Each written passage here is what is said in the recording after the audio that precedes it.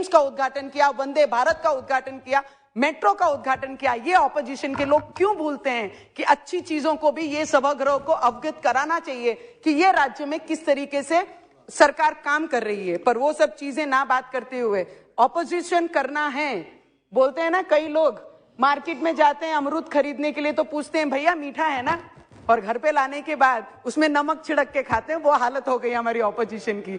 आज वो परिस्थिति में वो खड़े हैं, मीठा पूछने के बाद नमक लगा के खाते हैं। Madam, finance minister ji is here, Karad साहब इज हियर। हमारे रेलवे डिपार्टमेंट से भी मेरी कुछ डिमांड रहेंगी। हम लोग हैं एमपी मेंबर ऑफ पार्लियामेंट, ये घर में जब हम रिप्रेजेंट करते हैं बहुत सारी अपेक्षा भी हमारे लोग हमारे से करते हैं। तो ब्रिटिश कालीन स्टेशन हैं हमारे, मैंने बहुत बार उसकी डिमांड्स भी ये हाउस में रखी हैं। अगर उसके ब्यूटिफिकेशन के लिए कुछ चीजें, अगर फंड हमें उपलब्ध किया जाए तो हमारे क्षेत्र के उस भाग के लोगों को और आने जाने वाले लोगों को बहुत सारी सुविधाएं होंगी।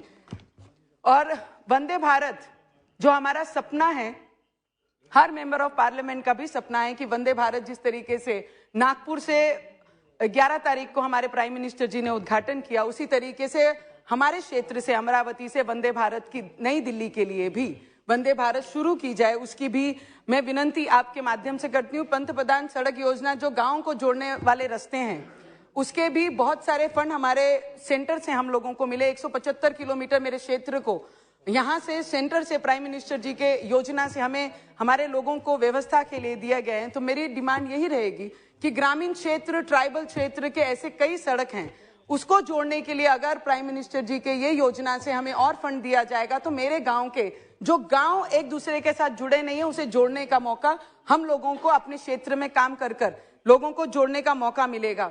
सर, मैडम, चक रोड हमारे यहाँ पे पानधान बोलते हैं, अमी पानधान रस्ते मनतो।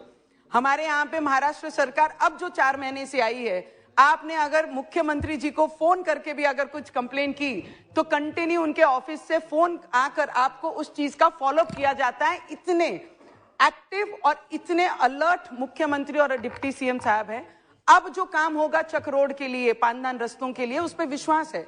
पर मेरी अपील रहेगी as a member of parliament, जब चक रोड की बात आती है क्षेत्र में करने के लिए, तो हम लोगों के पास कोई भी हाथ में फंड नहीं होता है, जो हमारी अथॉरिटी हमारे पास नहीं होती है। अगर उसके लिए केंद्र शासन से, केंद्र सरकार से हम किसानों के लिए बहुत सारी योजना ला रहे हैं, किसान हमारे खुश रहे, उनका परिवार अच्छा रहे, सब चीज रहे, पर उसके साथ जो किसान हर रोज सुबह शाम वो खेतों में जाता है, उसके लिए चक रोडों के लिए स्पेशल एमपी को अगर कोई फंड दिया जाए, नहीं तो जैसे ग्रामीण सड़क योजना जो पंतप्रधान जी के नाम पे, अगर उसी नाम पे चक रोड के लिए भी फंड अलॉट किया जाए तो मुझे लगता है हम किसानों को बहुत बड़ी राहत हम देख के उनकी मदद कर सकते हैं। Madam, just 2 minutes. Awas Yojana, हमारे पंतप्रधान आवास योजना के जो बहुत सारे प्रॉब्लम्स है, पिछली बार 2.5 साल अलग सरकार राज्य में थी तो बहुत सारी समस्या हमारे आवास योजना के माध्यम से लोगों को हुए। लोगों ने अपना छत खोल के रख दिया पर उनके पास रहने की जगह नहीं, क्योंकि फंड ही अलॉट आया ही नहीं था।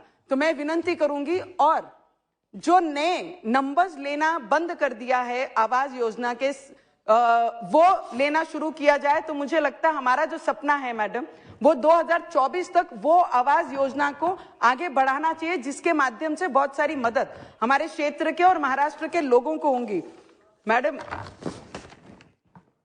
इतना ही बोलना है बस। आई जस्ट टेल जस्ट एक लाइन फाइनेंस मिनिस्टर को, हमारे स्टेट के भी मिनिस्टर और हमारी मैडम, आप जिस तरीके से काम कर रही हैं हम लोगों को प्रेरणा देने वाली काम कर रहे हैं। ये सभागृह को, हर एमपी को एक ऊर्जा देने का काम कर रहे हैं। जो भी फाइनेंस आप लेके आ रहे हैं, जो भी काम कर रहे हैं, मुझे लगता है हम सबके लिए बहुत ज्यादा ऊर्जादायक रहेगा।